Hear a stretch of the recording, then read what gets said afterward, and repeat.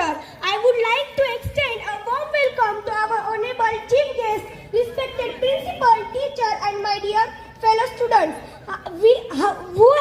Who gathered here today from the celebrating of the 78th Independence Day of our country. At the first, I wish you all a very happy Independence Day. Freedom is the oxygen for any country. Freedom is the oxygen for any country, and heartbeat for its citizens. This is a famous quote on independence. Freedom in the mind, faith in our heart. Freedom in the mind, faith in our heart. Memories in our soul. Independence Day is celebrating every year on 15th August in India.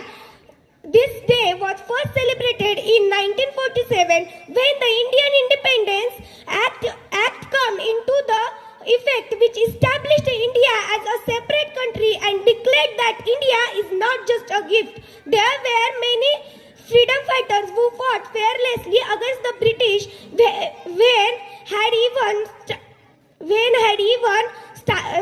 in the struggle of freedom.